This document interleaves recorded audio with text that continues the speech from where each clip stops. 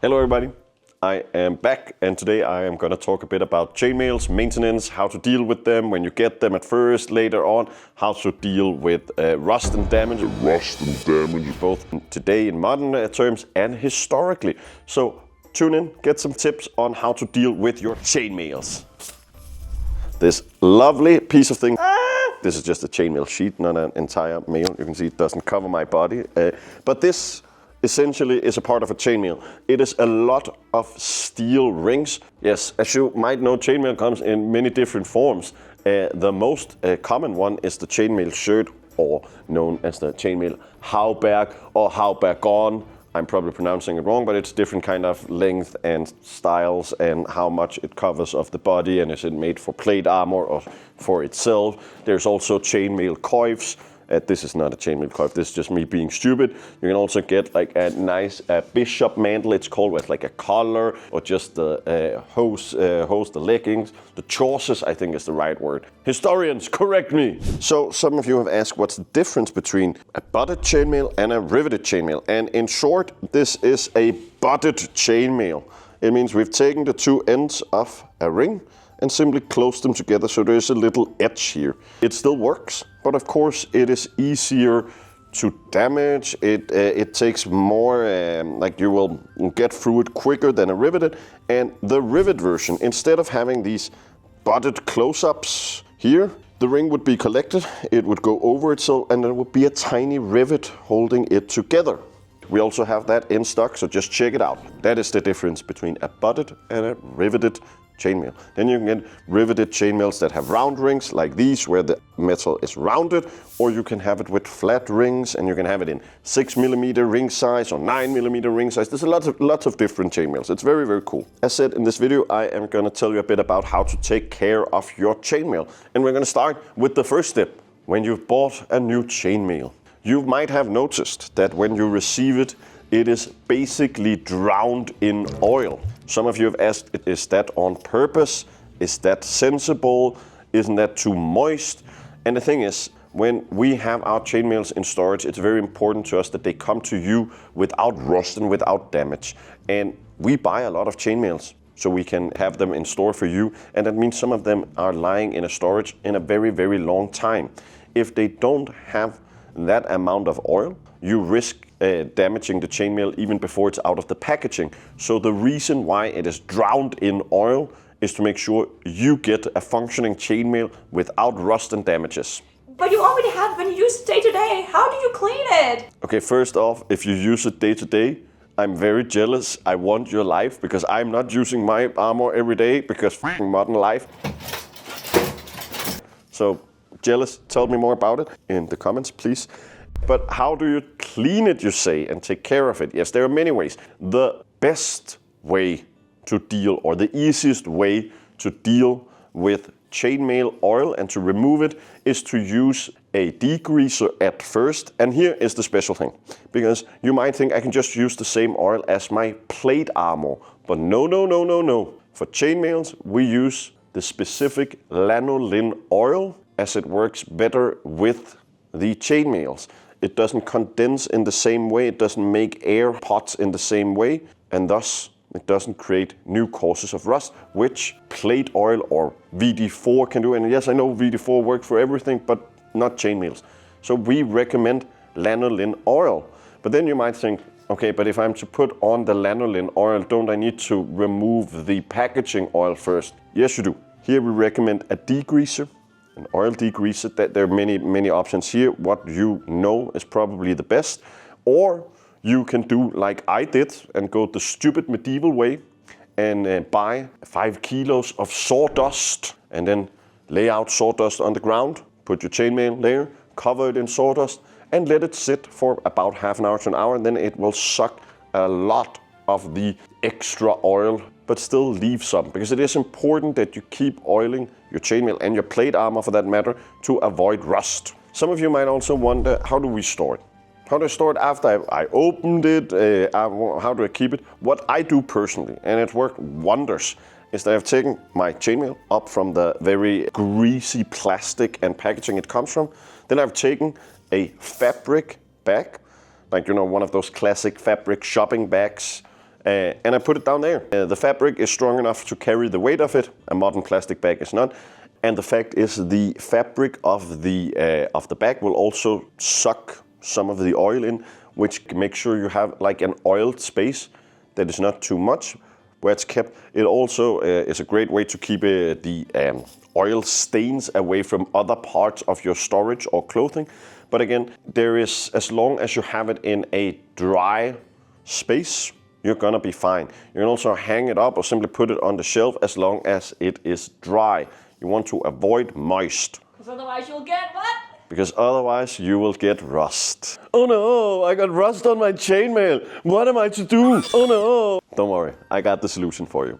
So, rust on your chainmail is a sorry for my language, it is. Because it's not like a plate armor where it's simply taking a good oil and rust remover and scrubbing it off. As you might imagine, scrubbing this piece of chainmail is not very easy. But it is doable, it is difficult, you will have to scrub it. Get it down in a bucket, get some scrubbing, maybe some steel wool. Scrub it well, scrub it well. You can also, like me, just use a normal kitchen brush. And yes, it just takes time. It was not an easy task, but it could be worse. Yes, cleaning your chainmail from rust is very annoying and it takes time.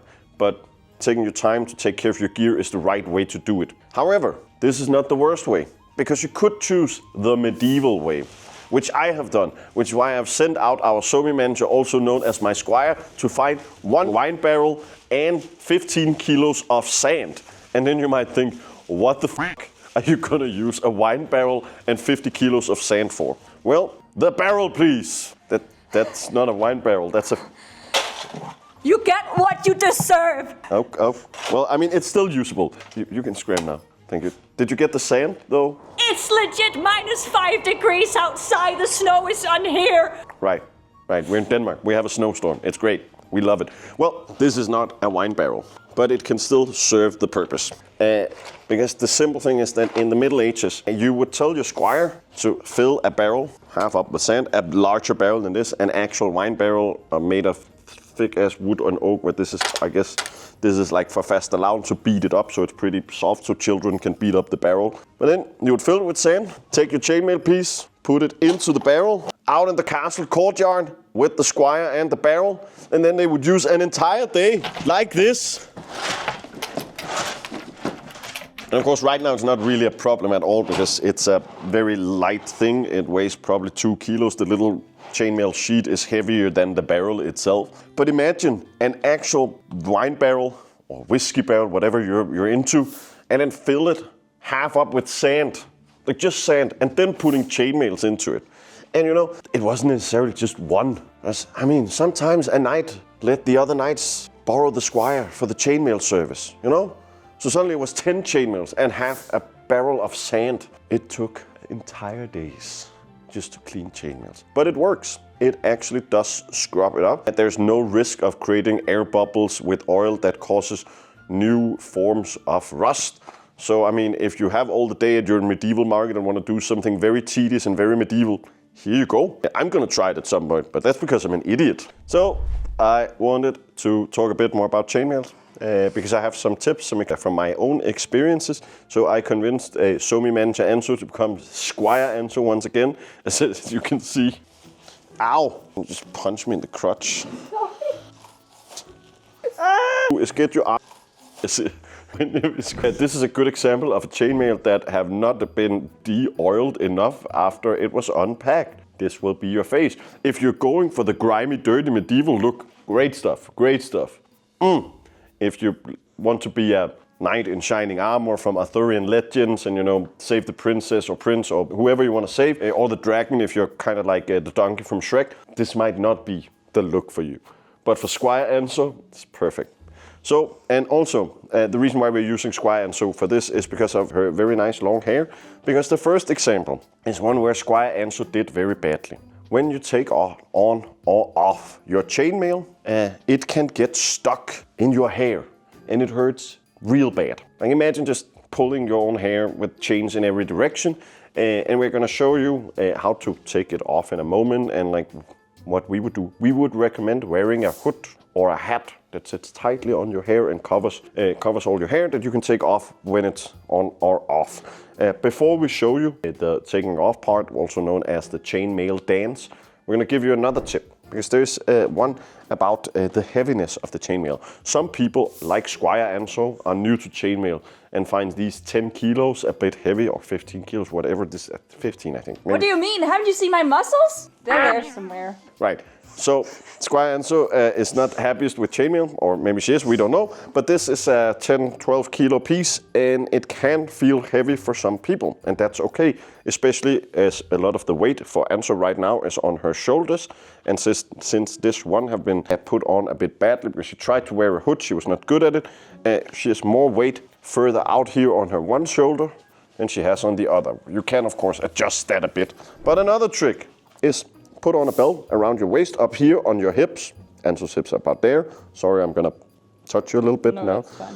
Pull up your chainmail like this over the belt. That means you have some of the weight, especially from the skirt part, on your hips instead of your shoulders, so you're dividing it out a bit. An expensive, classy night, and buy really tightly fitted, perfect chainmail sewn to your gambeson-shaped body that just sits perfectly, or buy titanium. That's very expensive, but weighs very little. Great stuff, right?